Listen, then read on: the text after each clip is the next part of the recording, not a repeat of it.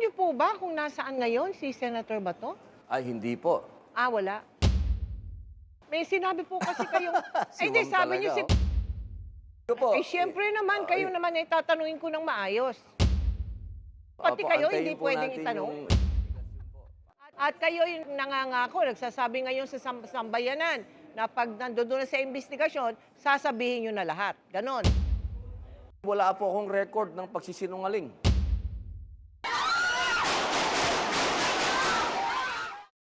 Sa puntong pong ito ay makakapanayam natin live si Senator Robin Padilla. Magandang gabi po sa inyo, Senador. Magandang gabi po, Tita Mel. Thank you very much, Senator. Once and for all, can you confirm po yung mga ulat, mga sabi-sabi dyan? Kayo daw yung kasama ni Senator Bato de la Rosa sa pag-alis sa Senado. Kayo pa raw yung nagmaneho ng sasakyan palabas. Bandang 2:30 ng madaling araw noong Huwebes. Senator, ano po ba totoo, sir?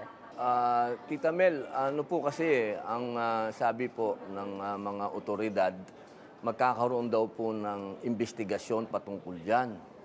Mas maganda po siguro kapag magkaroon na lang po ng official investigation at sila na lang po ang magpahayag. Kasi kapag iba-iba po ang lumalabas sa balita, mas naguguluhan po yung ating mga kababayan sa naganap. Kaya sana po, antayin na lang po natin yung formal investigation. Opo. O sige, Senator, ganito na lang meron kami inihandang video. Panoorin po natin. Isang SUV, nakunan kasi ng GMA News palabas ng Senado, bandang 2:30 ng madaling araw, nung Huwebes po, nung May 14.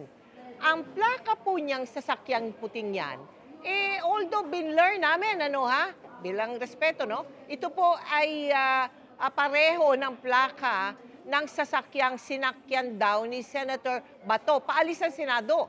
Batay sa report yan na binigay sa GMA News. Ngayon, sasakyan niyo po ba itong puting nakuna namin ito, Senator? Kotse niyo pa ba yan? Upo ba yan? Ay, opo. Opo, sasakyan ko po yan. Nakita nyo naman, Yan ho ang pinaka-humble na sasakyan dito sa Senate. Fortuner lang. Kasakay ho ba yan nakasakay po ba dyan si Senator Bato de la Rosa? Nung nakunan yan? Antayin na lang po natin, Tita Mel, yung investigasyon. Opo. Pero akin po yan.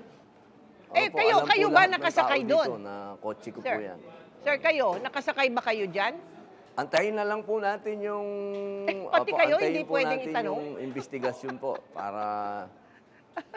Okay. Ano po, Tita Mel? Ito pa isa. Batay din po sa impormasyon binigay sa GMA News. Magkasama daw po kayo ni Senator De La Rosa bago siya nawala at umalis ng Senado. Pumasok daw po kayo sa kanyang tanggapan bandang 1:20 a.m. At nagtagal po kayo doon ng 20 minuto. Oo, hindi, Senator? Nako, Tita Mel, 3 gabi po at 3 araw po kaming magkasama ni Senator Bato dito. Habang dito nandyan po kami siya. natutulog. Habang nandyan siya, magkasama kayo. Meron po ba kayong napag-usapan? Opo. Meron ba siyang... Yung mga ganyang tanong po, pwede po natin sagutin yan. Opo. Okay, good. Meron po ba siyang pahiwatig sa inyo noon tungkol sa kanyang balak Opo. na pag-alis sa Senado? O anong gagawin niya? Anong posisyon niya? Paano? Anong mangyayari? Tatanggapin ba niya yung nalaman ba ninyo yun? Sinabi ba niya na hindi niya tatanggapin yung warrant of arrest kung siya ay sisilbihan nito? Senator Padilla, can I repeat the question? Talagang Okay. patungkol po dyan sa tungkol po dyan sa warrant arrest ng ICC ay hindi po namin talaga tinatanggap yan. At Okay. malinaw naman po na ang posisyon po ng Senado, ng aming mayorya sa ngayon, ang hinihintay po namin ay yung warrant of arrest ng local court. Kasi meron po kaming resolusyon patungkol dyan. At yan po ay talagang pinangahawakan po namin. Tsaka hanggang ngayon po, sa mga oras na ito, hindi po namin sinasabi na kailangang pang tumakas si Senator Bato dito sa Senado. Kasi nga po, wala namang warrant of arrest galing po sa local court. Alam niyo po ba kung nasaan ngayon si Senator Bato? Nagkausap po ba kayo? Mula nang magkahiwalay kayo sa Senado ng Huwebes? Ay, hindi po. Wala. May sinabi po kasi kayong, Si ay hindi, ma'am sabi niyo talaga, oh. sigurado. Hindi ko po. Eh, siyempre naman, kayo naman ay tatanungin ko ng maayos. 'Di ba? Kasi yan ang gustong malaman ng taong bayan eh. Sir, yan po naman yan, hindi lang ako. Ay, Kaya, pasensya na po. kaya Ako po yung naitatanong sa humihingi po inyo. ng... Opo. oo. So, 3 araw kayo Opo, ako po yung magkasama. humihingi ng pasensya sa ating mga... Opo. Oo. Ay, hindi Opo, po ba, opo. 3 araw, 3 gabi po kami na magkasama. Opo. ay hindi po ba overnight lang si Bato? Si Senator Bato sa Senado? Overnight lang? Hindi Yung- po. Ay, hindi ba? Hindi po. Magmula po Lunes. Mula po Lunes hanggang Miyerkules po kami. Nandito. Aha. Ikaw po ngayon tinuturing na ng NBI na person of interest sa paglaho ni Senator Bato. Ano po reaction nyo dyan, Senator Padilla? Person Ay, of interest. Yan po ang dahilan kung bakit kailangan... Yan po ang dahilan kaya kailangan po na doon muna po tayo maglahad sa formal na investigasyon. Kasi kung hindi naman po nila sinabi na tayo po ay person of interest, malaya po tayong makakapagkwento sa inyo kung ano ang mga naganap. Kaya naman po, humihingi tayo ng pasensya sa ating mga kababayan dahil naglahad po ang NBI na tayo po ay person of interest. Ibig sabihin, kailangan po lahat ay opisyal ng pag-usapan.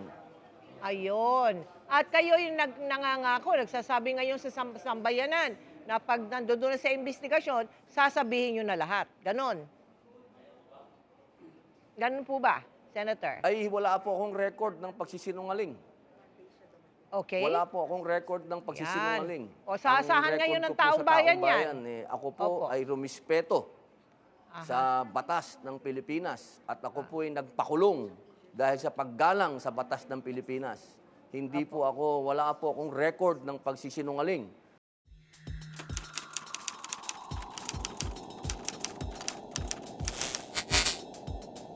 All evidence points that there was no attack on the Senate.